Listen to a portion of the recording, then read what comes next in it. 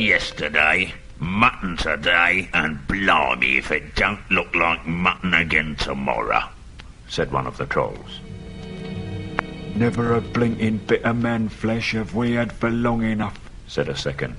What the hell William was a-thinking of to bring us into these parts at all beats me.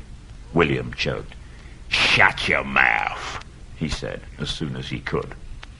You can't expect folk to stop here forever just to be et by you and Bert. You've had a village and a half between you since we came down from the mountains. How much more do you want?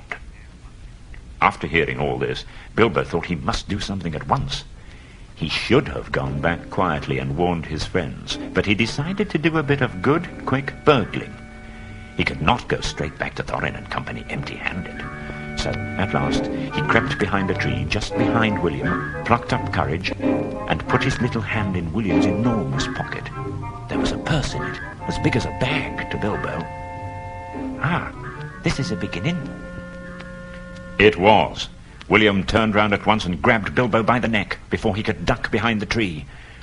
Blimey, Bert, look what I've copped, said William. What is it? Said the others, coming up. Lummy if I knows. What are ya? Bilbo Baggins, a hobbit. A hobbit? Said they, a bit startled.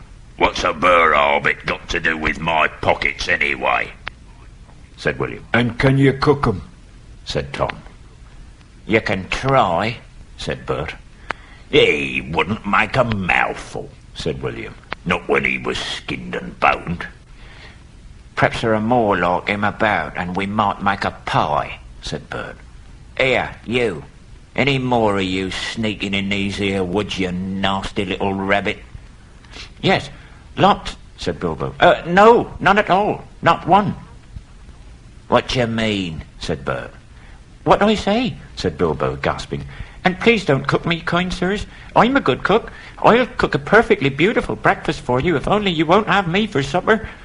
Poor little blighter, said William. Poor little blighter. Let him go. Not till he says what he means by lots and none at all, said Bert. I don't want to have me throat cut in me sleep. Hold his toes in the fire till he talks. I won't have it, said William. I caught him anyway. You're a fat fool, William, said Bert, as I've said afore this evening. And you're a lout. And I won't take that from you, Bill Huggins, says Bert, and put his fist in William's eye. There was a gorgeous row. Bilbo had just enough wits left when Bert dropped him on the ground to scramble out of the way. Soon the trolls were locked in one another's arms and rolling nearly into the fire, kicking and thumping. Right in the middle of the fight, up came Balin. The dwarves had heard noises from a distance, and after waiting for some time for Bilbo to come back, or to hoot like an owl, they started off one by one to creep towards the light as quietly as they could. No sooner did Tom see Balin come into the light than he gave an awful howl. Bert and Bill stopped fighting immediately. Before Balin knew what was happening, a sack was over his head, and he was down. There's more to come yet, said Tom, or I'm mighty mistook. Lots and none at all it is, he said. No barrow hobbits, but lots of these here dwarves. Let's get out of the light. And they did. With sacks in their hands, they waited in the shadows. As each dwarf came up, pop, a nasty, smelly sack went over his head. Soon Dwalin lay by Balin, then Feely and Keely together, then all of them piled in a great heap, uncomfortably near the fire. That'll teach 'em, said Tom. A nice pickle they were all in now, all neatly tied up in sacks, with 3 angry trolls arguing whether they should roast them, mince them, boil them, or just sit on them one by one and squash them into jelly. And Bilbo up in a bush, with his clothes and his skin torn, not daring to move for fear they should hear him. It was just then that Gandalf came back. But no one saw him. The trolls had just decided to roast the dwarves now and eat them later. That was Bert's idea, and after a lot of argument, they had all agreed to it.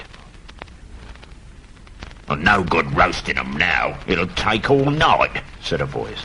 Bert thought it was William's. "Don't start the argument all over again, Bill," he said. Who's arguing? Said William, who thought it was Bert that had spoken. You are. You're a liar. And so the argument began all over again.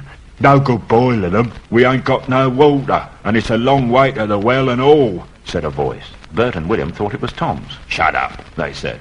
"Shut up yourself. Said Tom, who thought it was William's voice. You're a booby. Booby yourself."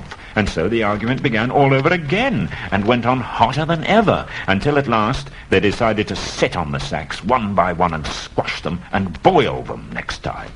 "Who shall we sit on first?" Said the voice. Better sit on the last fella first. He thought Tom was talking. "Don't talk to yourself, but if you want to sit on the last one, sit on him. Which is he?" The one with the yellow stockings. Nonsense. The one with the grey stockings, said a voice like William's. I made sure it was yellow. Yellow it was. Then what did you say it was grey for? I never did. Tom said it. "That I never did. It was you." 2-1, so shut your mouth. Who are you talking to? Said William. Now stop it, said Tom and Bert together. The light's getting on and dawn comes early. Let's get on with it. Dawn take you all and be stoned to you, said a voice that sounded like William's, but it wasn't.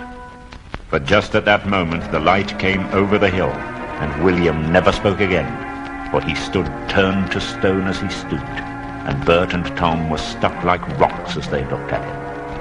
And there they stand to this day, for trolls must be underground before dawn, or they go back to the stuff of the mountains they are made of, and never move again.